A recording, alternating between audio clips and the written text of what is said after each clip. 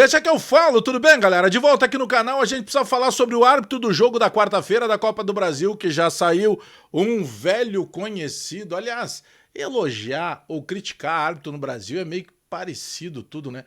Mas eu já alertaria o Kahneman. O Kahneman já entra com cartão nesse jogo, eu vou explicar o porquê.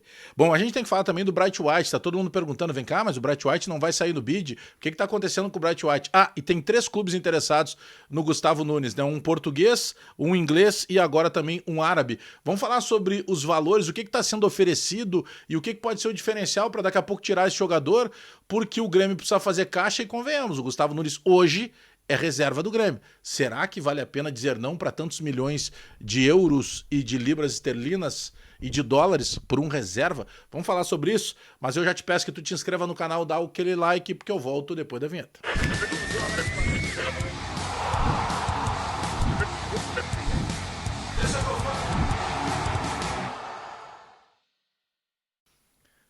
Nesse vídeo quero falar da Zapay, né, que é o aplicativo que vai facilitar a tua vida para regularizar a situação do teu veículo, seja teu carro, tua moto, teu caminhão, teu ônibus. Não perde tempo, vai na descrição do vídeo, clica no link, baixa gratuitamente o aplicativo da Zapay. Ah, usa o cupom BAGÉ20. Usando o cupom BAGÉ20, tu vai ganhar de cara 20% de desconto nas tuas taxas de cartão de crédito. Claro, por quê? Porque tu tem 20% de desconto em taxa de cartão, porque tu pode parcelar em até 12 vezes no teu cartão de crédito, mesmo sendo taxa única, por exemplo, cota única para o licenciamento 2024. Com o cupom BAGÉ20 tu consegue parcelar em 12 vezes no teu cartão de crédito e abater as taxas. Não perde tempo, descrição do vídeo, clica no link e baixa gratuitamente o aplicativo da Zapay. A CBF confirmou o nome de Marcelo de Lima Henrique, árbitro experiente que atua atualmente pela Federação do Ceará, mas ele é carioca de nascimento, ele é ex-fuzileiro naval, é um árbitro que já está naquela fase de mais encerrar a carreira do que qualquer outra coisa, árbitro experiente, já foi árbitro FIFA e tudo mais, e um árbitro que ficou conhecido por polêmicas, porque vocês vão lembrar o clássico do Chororô, que foi um jogo Flamengo e Botafogo, que o Cuca era técnico do Botafogo, os jogadores choraram na entrevista coletiva, lembram? Depois vazou até uma foto que até tem na internet aí do Marcelo de Lima Henrique com uma regata do Flamengo, foi acusado de ser flamenguista, errou no jogo e tal, enfim. Ele apitava pelo Rio de Janeiro, depois ele deu uma rodada por aí, passou até por Pernambuco, se eu não estou enganado, hoje ele apita pelo Ceará. Cara, eu tenho uma bronca muito grande contra a maioria dos árbitros do futebol brasileiro e nunca gostei muito do Marcelo de Lima Henrique, embora ele seja um cara experiente. E já vou dizer, atenção Renato, avisa o Kahneman aí, tá? O Kahneman já entra com um cartão amarelo e com muita possibilidade de ser inclusive expulso pelo Marcelo de Lima Henrique, que ele não vai muito com a cara do Kahneman na maioria dos jogos que já aconteceram do Grêmio, ainda mais o Grêmio jogando contra o Corinthians. Vamos dizer que é chororô, que seja, é melhor a gente chorar antes do que chorar depois.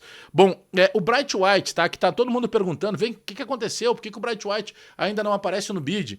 É uma situação um pouco mais complexa, porque ele é um dinamarquês, ele é um europeu, ele nunca jogou no futebol brasileiro, ele nunca jogou na América do Sul, e aí tudo demora um pouco mais, é aquela burocracia que naturalmente é mais demorada. Quando tu tá acostumado a lidar, por exemplo, com jogadores que atuam aqui pela Conmebol, em países aqui da América do Sul, às vezes demora, mas pelo menos é mais encaixado o negócio, porque o trâmite já é conhecido. No caso do Bright White, a papelada que vem da Europa é documento de visto de trabalho diferenciado, porque ele não pertence aqui à comunidade da América do Sul, então é um visto europeu. Enfim, é tudo um pouco mais complicado. Então é por isso que está demorado.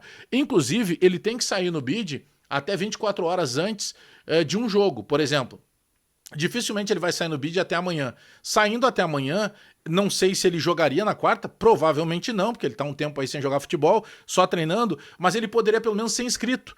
Então, não saindo o bid dele até amanhã, ele não poderá ser inscrito para essa fase da Copa do Brasil. Então, para ele jogar pela Copa do Brasil com a camisa do Grêmio, só se realmente o Grêmio passar pelo Corinthians. Aí ele poderia ser inscrito para a próxima fase, porque o jogador precisa ser inscrito numa fase até 24 horas antes de um jogo.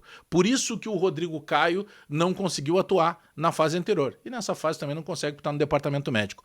Gustavo Nunes, para a gente encaminhar o fechamento desse vídeo, que é aquela grande incógnita, né, de todo mundo. Até quando chegou para mim que os valores do clube inglês lá do Brentford seriam de 10 milhões de dólares, eu considerei baixa a pedida. Na verdade, são 10 milhões de libras esterlinas. E aí muda, porque se o dólar hoje está na casa dos 5,60, a gente está falando de uma libra esterlina que está na casa dos 7,20. Ou seja, a gente deixa de falar de 56 milhões de dólares para falar de 72 milhões de dólares. Então tem uma diferença considerável. Lembrando que a proposta do Brentford, da Inglaterra, é de 10 milhões de libras esterlinas por 100% do Gustavo Nunes. Esse 100% do Gustavo Nunes, 70% são do Grêmio e os outros 30% são do staff do jogador. Então, se o Grêmio vendesse ele por 10, 7 são do Grêmio, 3 são do jogador e dos seus representantes. Bom, esse é um caso. O Porto, através do seu presidente, o Andrés Vilas-Boas, também fez uma sondagem para contratar o jogador. Mas o Porto oferece 8 milhões de euros. Só que o Porto oferece 8 milhões de euros pelos 70% do Grêmio. Aí seria uma outra negociação. Se tu pensar assim, pô, se fosse 10 milhões de euros, ficariam 7 para o Grêmio, né? De euros. Mas se o Porto está oferecendo 8 milhões pela parte do Grêmio, já ficam 8 para o Grêmio. Então pode ser um negócio interessante. Tá, mas aí como é que faz com a parte do empresário e dos representantes? Então seria uma negociação mais complexa.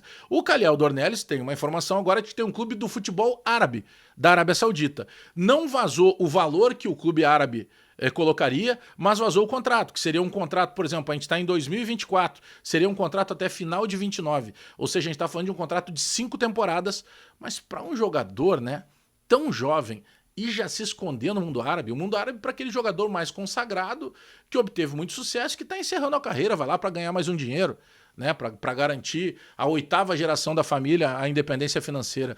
Para um garoto como o Gustavo Nunes, seria interessante ele ter um outro tipo de mercado, que o Grêmio pudesse, inclusive, ganhar numa venda futura. Mas é um contrato mais longo e, principalmente, pelo que a gente sabe, um salário muito maior. Porque o clube árabe, ele seduz, na maioria das vezes, o jogador muito mais pelo salário. Ele vai lá, oferece um bom salário pro jogador. Tá, agora tu te resolve com o teu clube lá. Então, assim, ao mesmo passo que parece que são sondagens / propostas um pouco frágeis, as que estão sendo oferecidas pelo Gustavo Nunes, tem uma outra coisa que nós temos que considerar. O Gustavo Nunes hoje é um reserva do Grêmio. O Gustavo Nunes é um jogador que poderia ser a vitrine mais rápida para o Grêmio fazer caixa, e o Grêmio precisava fazer caixa. Então eu não desconsidero tanto assim, que daqui a pouco possa acontecer um negócio. Eu tentaria, como eu imagino que o presidente Alberto Guerra vai tentar, elevar um pouco esse valor de pedida. Mas eu não descarto não que numa dessas o Gustavo Nunes possa acabar sendo negociado aí para o futebol do exterior. Te inscreve no canal, dá o teu like, aperta o sininho para receber as notificações, porque eu volto a qualquer momento com mais informações do Grêmio. Amanhã, vamos abrir 5 da tarde aí uma live pra gente fazer um pré-jogo com o Eduardo Picão, repórter diretamente lá de São Paulo. Vai estar lá na concentração do Grêmio pra gente atualizar algumas coisas do Tricolor, que joga na quarta-feira pela Copa do Brasil. Tem que ficar de olho no árbitro. Até daqui a pouco.